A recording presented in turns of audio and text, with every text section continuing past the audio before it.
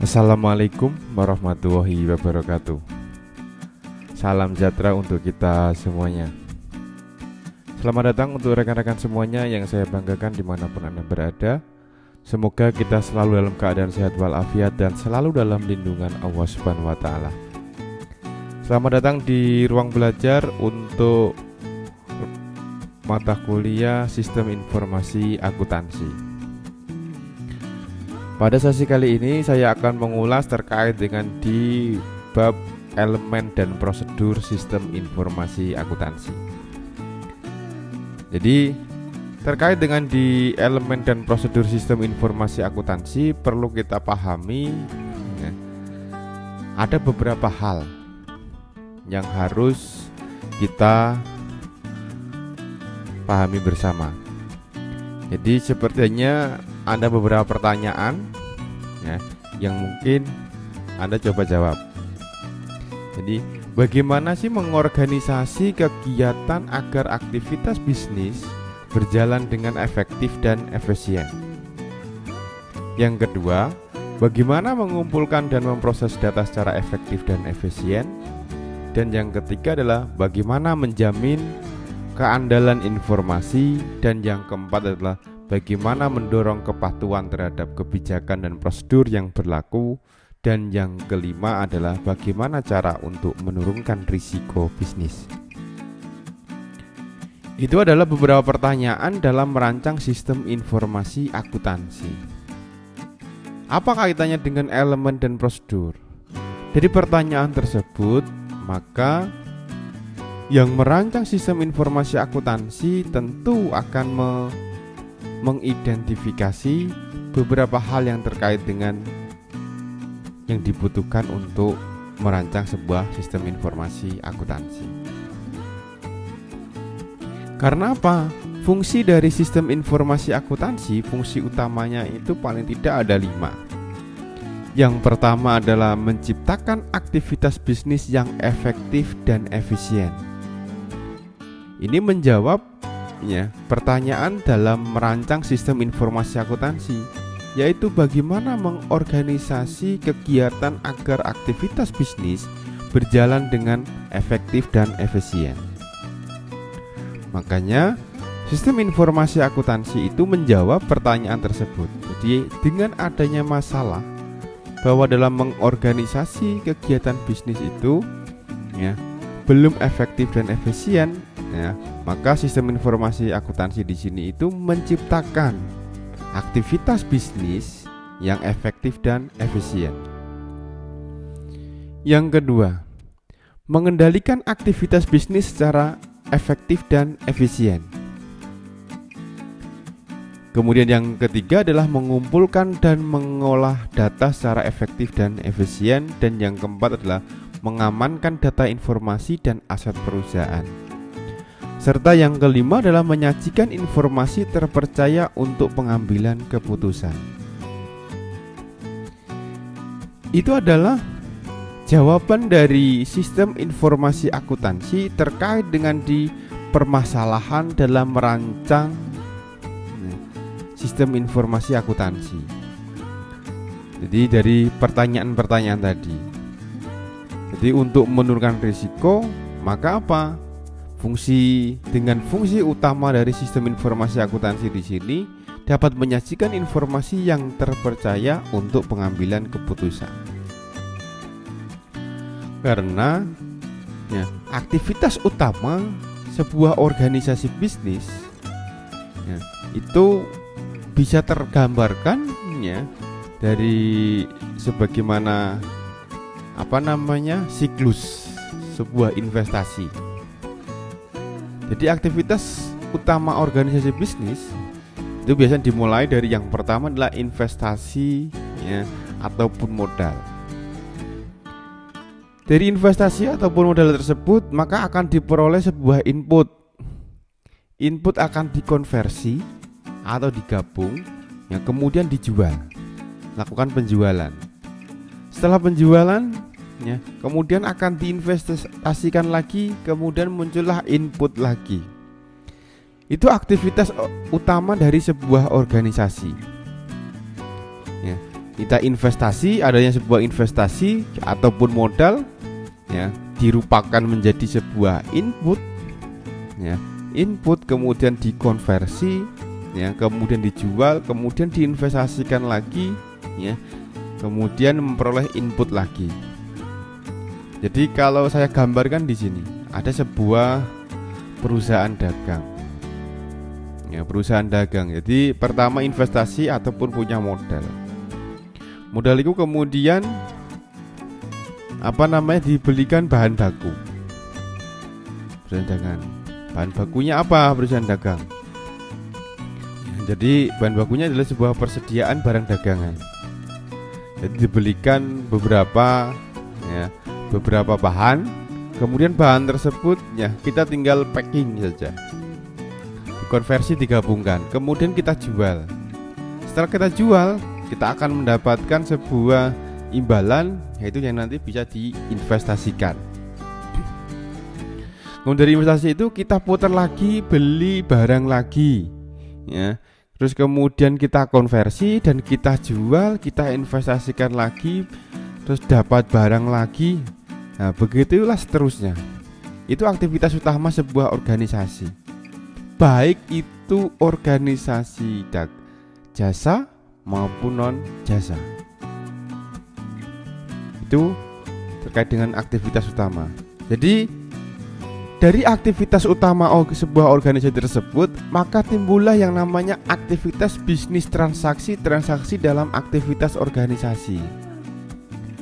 Jadi dari aktivitas mulai dari investasi modal ya, kemudian memperoleh input, mengkonversi ya, kemudian menjual, melakukan penjualan dan berinvestasi, maka akan menimbulkan sebuah transaksi bisnis dalam aktivitas organisasi tersebut.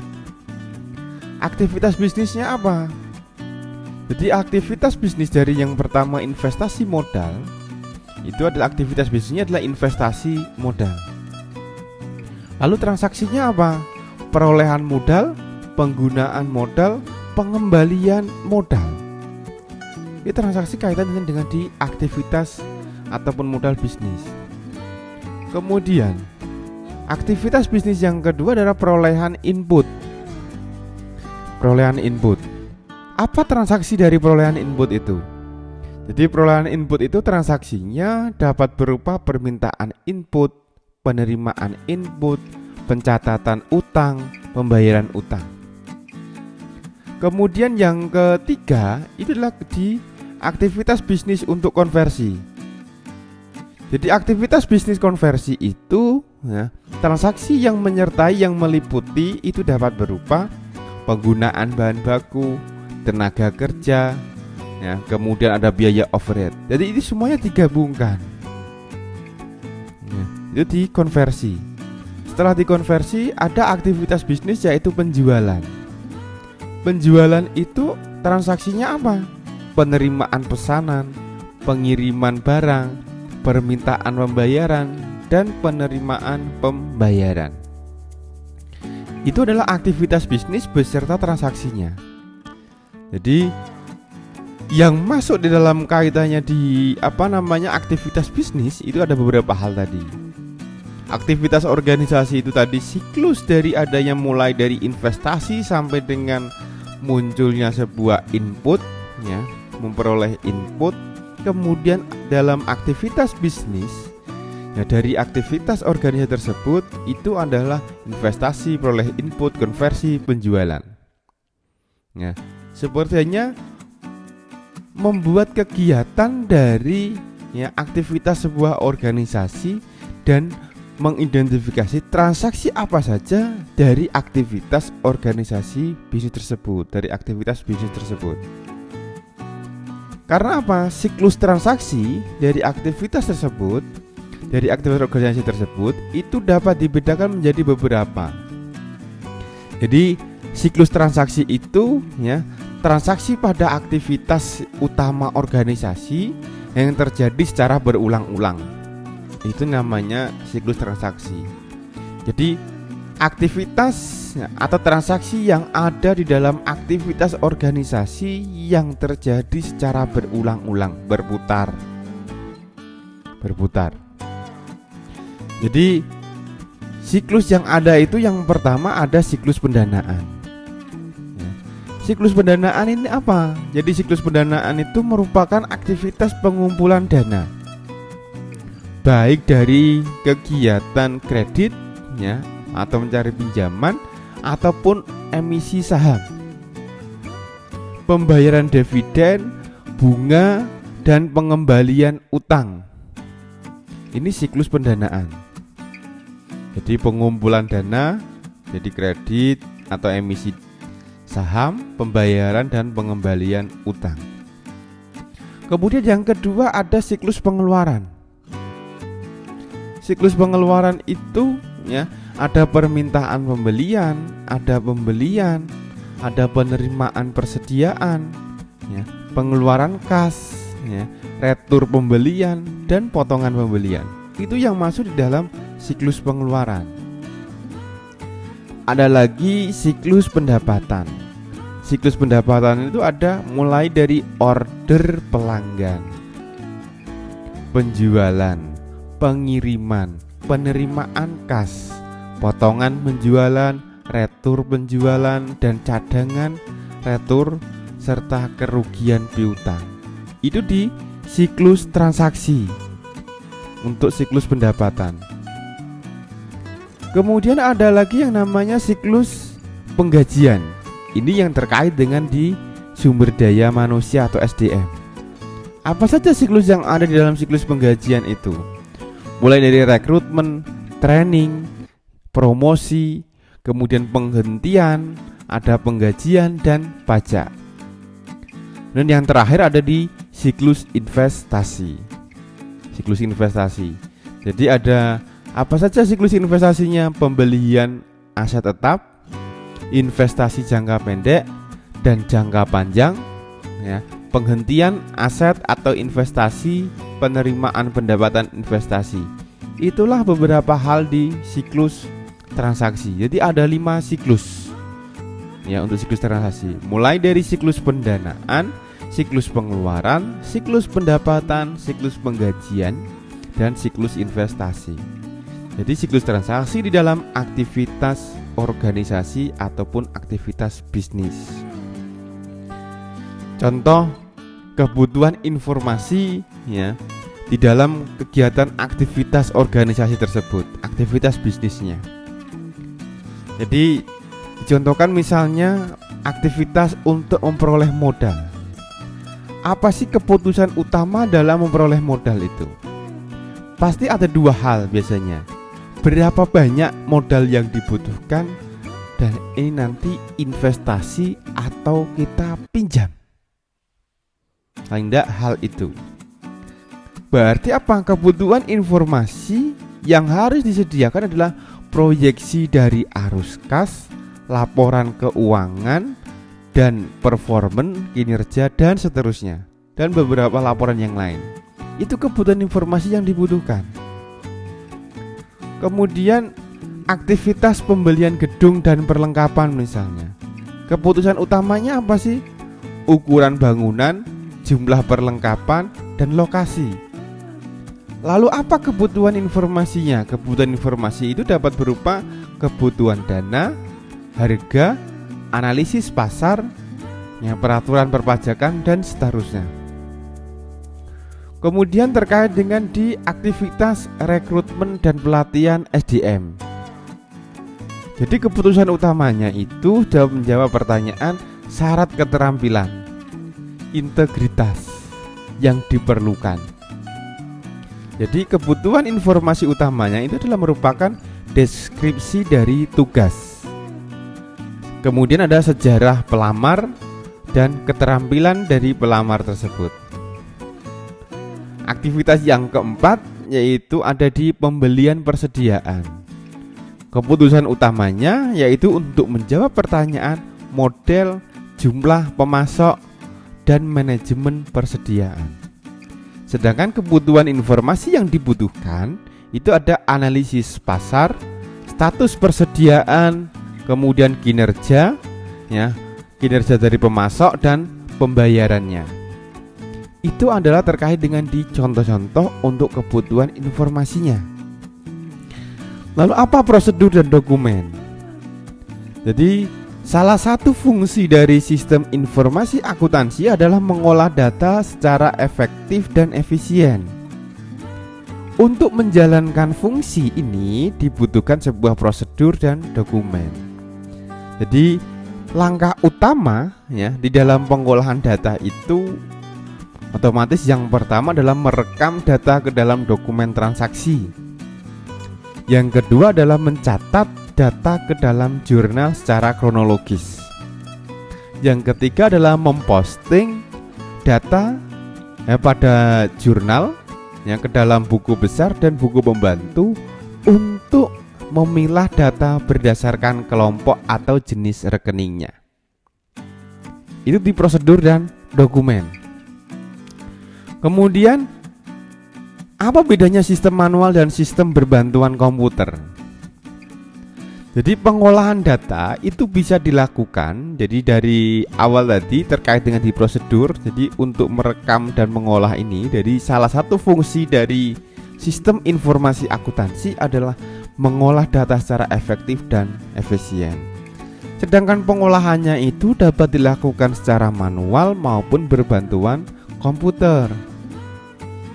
Jadi pengolahan data itu dilakukan secara manual atau berbantuan komputer jika pengolahan data dengan sistem manual, jadi dilakukan secara manual, itu disebut sistem manual. Dan jika pengolahan data dengan bantuan komputer, maka rancangan sistem tersebut disebut dengan berbantuan komputer atau computer based information system. Jadi CIBIS CIBIS ini berbantuan komputer. Kemudian apa peran akuntan dalam perancangan sistem informasi akuntansi? Jadi peran akuntan dari dalam perancangan sistem akuntansi di sini itu menjadi punya peran yang sangat besar.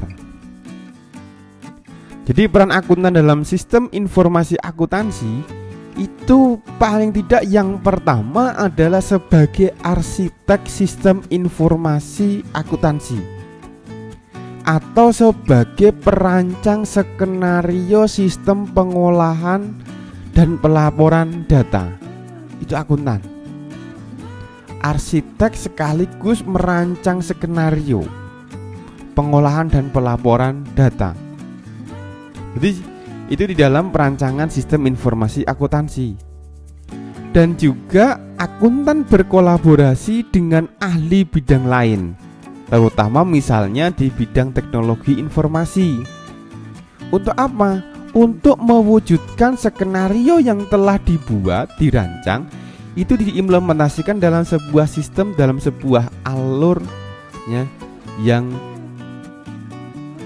terdokumentasi yang dilaksanakan dengan komputer. Itu peran akuntan dalam perancangan sistem informasi akuntansi. Kemudian dokumen transaksi. Jadi dokumen transaksi atau source dokumen itu merupakan media atau formulir yang bisa berbentuk kertas ataupun elektronik, komputer screen, yang berfungsi apa? Yang pertama adalah untuk merekam data. Merekam data di sini adalah mendokumentasikan transaksi, mengotorisasi transaksi, dan memerintahkan kegiatan. Itu fungsi dari dokumen transaksi. Yang kedua adalah pengendalian transaksi bernomor urut tercetak, ini terutama. Kemudian yang ketiga adalah untuk menjamin kelengkapan data tersedia, informasi tercetak, serta petunjuk pengisian dan distribusi. Itu dokumen transaksi. Jadi contoh dokumen transaksi beserta fungsinya. Jadi dalam dokumen transaksi di dalam siklus pendapatan, apa saja? Order penjualan. Fungsinya apa? Jadi mendokumentasikan pesanan pelanggan. Nota pengiriman. Fungsinya untuk mendokumentasikan pengiriman barang ke pelanggan. memo kredit. Fungsinya untuk mendokumentasikan otorisasi penyesuaian penjualan. Slip setoran. Fungsinya untuk mendokumentasikan setoran kas ke bank. Itu contoh dokumen dari transaksi dalam siklus pendapatan. Kemudian ada di siklus pengeluaran. Siklus pengeluaran dimulai dari permintaan pembelian. Fungsinya apa? Surat permintaan pembelian adalah meminta pembelian ke bagian pembelian. Meminta pembelian barang kepada bagian pembelian. Kemudian ada pesanan pembelian. Fungsinya apa? Untuk memesan pembelian kepada pemasok. Laporan penerimaan barang. Fungsinya untuk melaporkan penerimaan barang dari pemasok. Kemudian lagi ada di siklus SDM. Kartu jam kerja. Fungsinya untuk apa? Mendokumentasikan jam kerja. Kemudian ada di sistem buku besar dan pelaporan. Ya, sistem buku besar dan pelaporan. Jadi ada yang namanya jurnal dan voucher. Fungsinya untuk apa? Mendokumentasikan data transaksi secara kronologis. Ini contoh dokumen dan transaksinya. Lalu bagaimana sih pedoman untuk perancangan sebuah dokumen? Jadi ada banyak hal yang masuk yang menjadi pedoman dalam perancangan sebuah dokumen. Jadi paling tidak ada yang namanya pertimbangan umum. Jadi informasi tercetak dibuat selengkap mungkin. Ukuran kertasnya juga dirancang dengan tepat. Tulisannya itu menarik dan informatif, ya, memenuhi berbagai tujuan penggunaan. Kemudian petunjuk pengisian cukup jelas. Formulir, ya, tindasan berwarna lain, ya, atau apa namanya, double rangkapnya itu berwarna lain. Jadi ada bagian atas dokumen, ya. Bagian atas dokumen itu bisa berisi nama formulir tertulis dengan jelas, ya. Kemudian bernomor urut tercetak di sudut kanan atas, ya. Jika formulir akan dikirim ke luar perusahaan, nama dan alamat perusahaan tercetak di dalam formulir dengan jelas. Bagian tengah dokumen itu biasanya berisi informasi dikelompokkan secara logis. Tersedia cukup ruang untuk mencatat data. Data diurutkan dengan baik, ya. Tersedia penjelasan standar, pengisian cukup dengan memberi tanda tertentu. Dan di bagian akhir dokumen itu tersedia ruang untuk mencatat disposisi, ruang tanda tangan untuk otorisasi, ya, ruang tanggal, ya, disposisi ataupun otorisasi, dan ruang untuk penulisan jumlah serta distribusi tindasan dokumen tertera jelas di bagian akhir dokumen. Jadi dicontohkan di sini dokumennya itu berupa kaitannya di jurnal, buku besar dan buku pembantu. Jadi setiap transaksi dicatat dalam buku jurnal, kemudian diposting ke dalam buku besar dan buku pembantu. Lalu apa jenis dari jurnal itu? Jadi jenis dari jurnal itu yang pertama ada yang namanya jurnal khusus, spesialis jurnal. Jadi untuk membukukan transaksi rutin. Jadi aktivitas-aktivitas, ya, biasanya penggunaan jurnal khusus itu, ya, untuk aktivitas-aktivitas yang mungkin aktivitasnya sangat besar, sangat tinggi, sangat banyak, maka dibuat jurnal khusus. Jadi ada sales journal atau jurnal pembelian. Ini adalah untuk mencatat pembelian secara kredit. Ada jurnal penjualan, ya. Jadi yang pertama tadi sales journal, jurnal penjualan. Pembelian tadi purchase journal. Jadi jurnal penjualan atau sales journal ini adalah untuk mencatat penjualan secara kredit. Kemudian ada lagi, ya, cash receipt journal, jurnal penerimaan kas untuk mencatat seluruh transaksi penerimaan kas. Nah, kemudian ada lagi yang namanya jurnal cash payment journal. Jadi jurnal pengeluaran kas untuk mencatat seluruh transaksi pengeluaran kas. Kemudian ada jurnal umum atau general journal. Jadi untuk mencatat transaksi tidak rutin atau jarang terjadi, yang tidak bisa dicatat dalam jurnal khusus.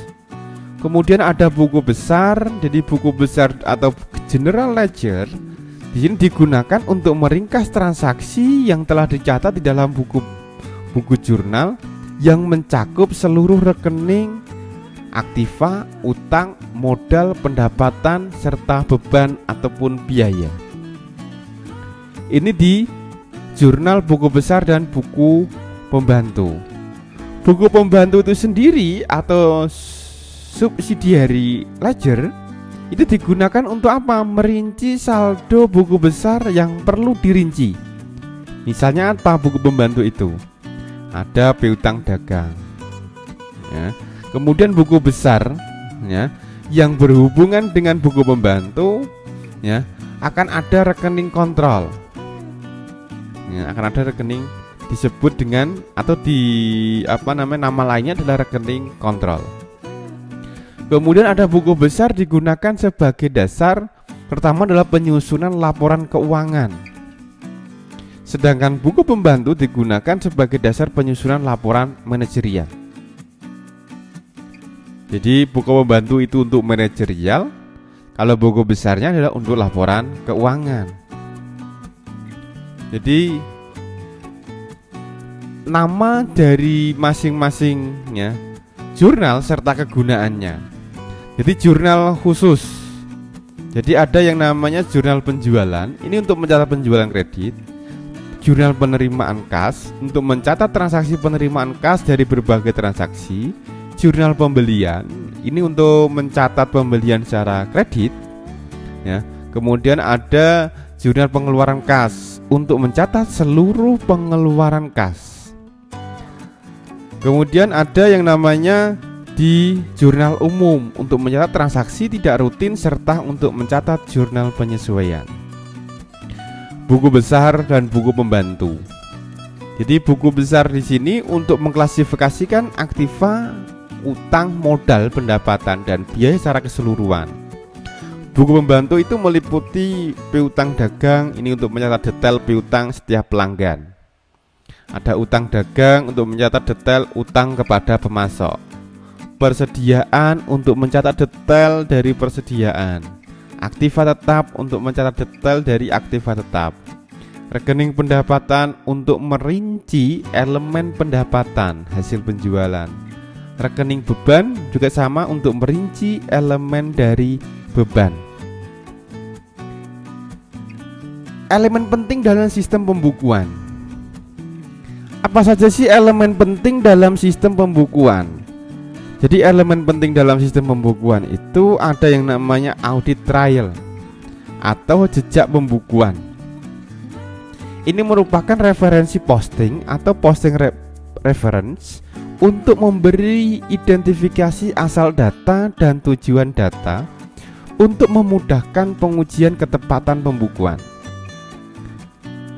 Ada yang namanya chart of account, adalah daftar seluruh rekening buku besar dan buku pembantu untuk kepentingan klasifikasi data.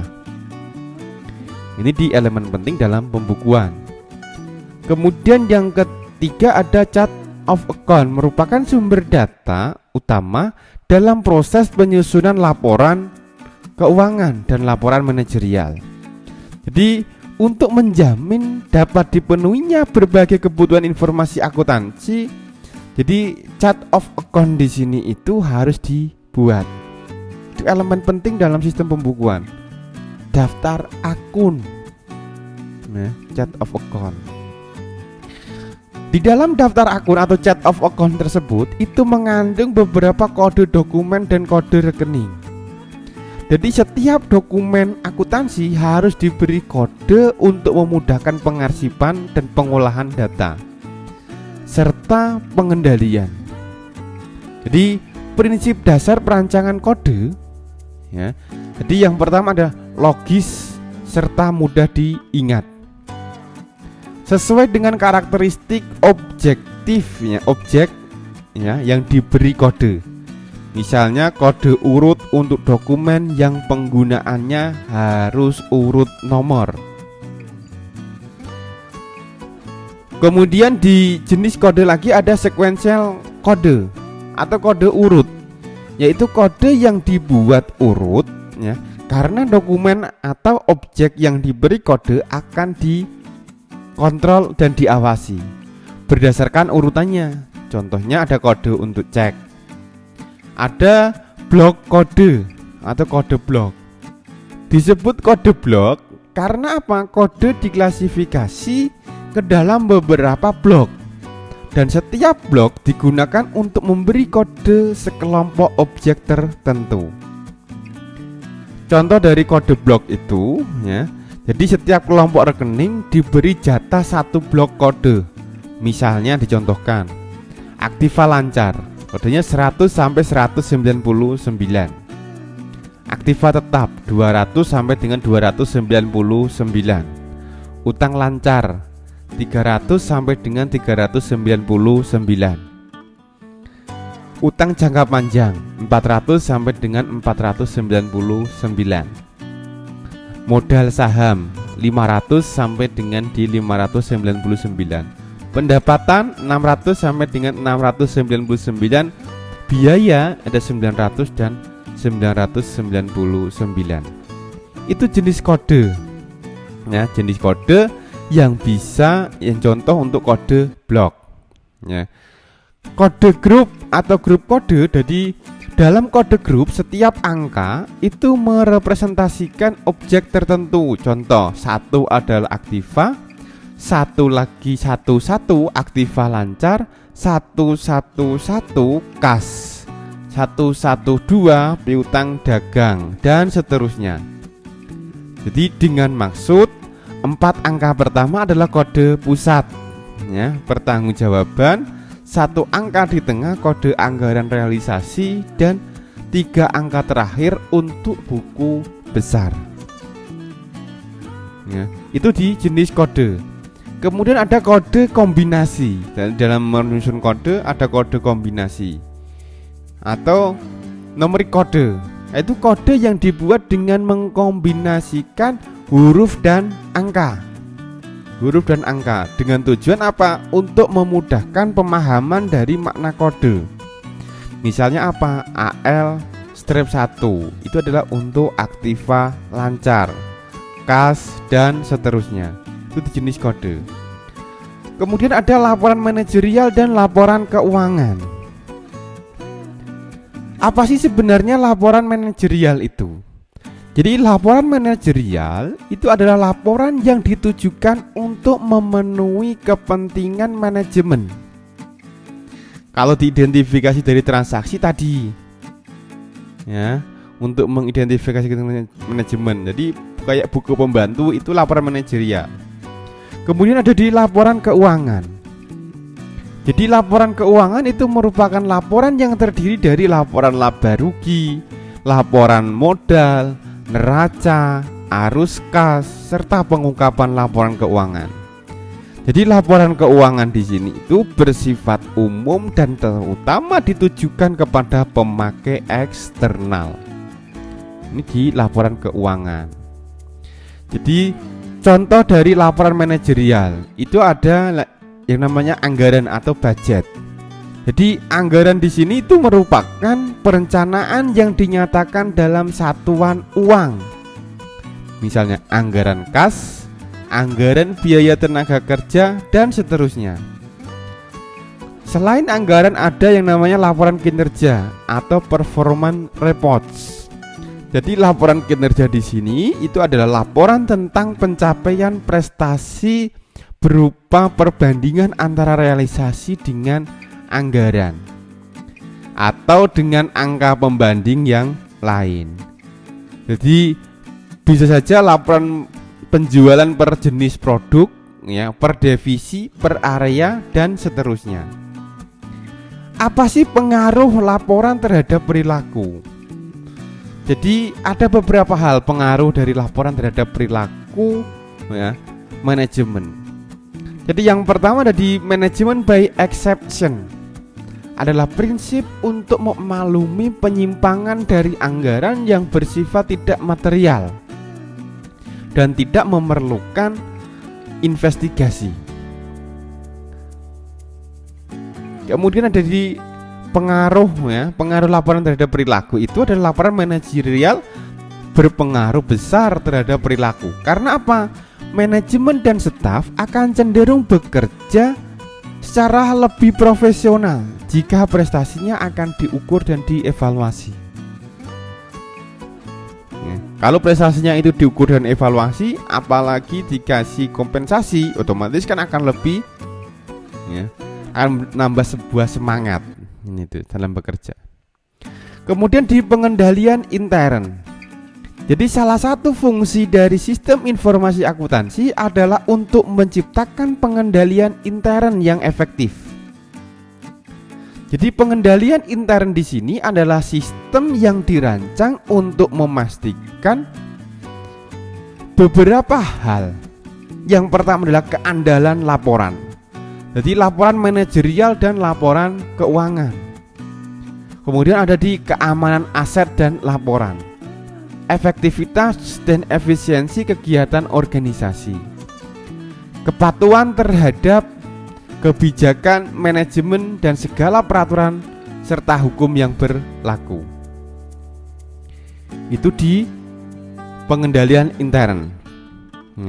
Kemudian ada di elemen-elemen pokok pengendalian intern. Jadi apa saja elemen pokok jadi pengendalian intern?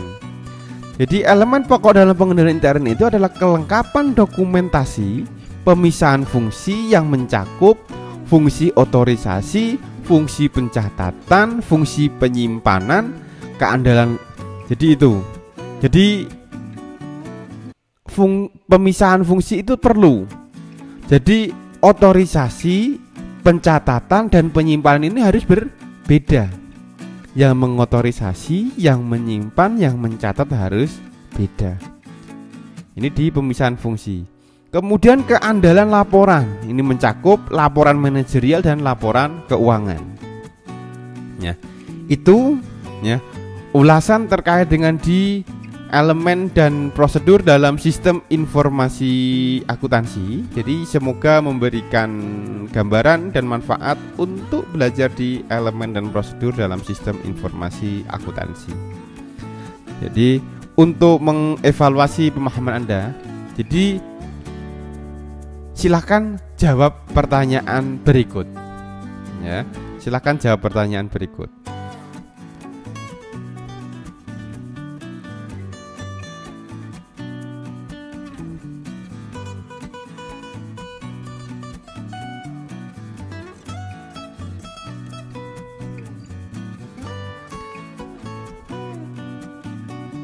Hasil jawaban pertanyaan bisa, ya, bisa diketik dalam sebuah file, ya, Microsoft Word, ya, Microsoft Word, di mana dengan menyertakan nama, NIM kelas, kemudian pertanyaan, jawaban, pertanyaan, jawaban, pertanyaan, jawaban, ya, kemudian dikirim di LMS.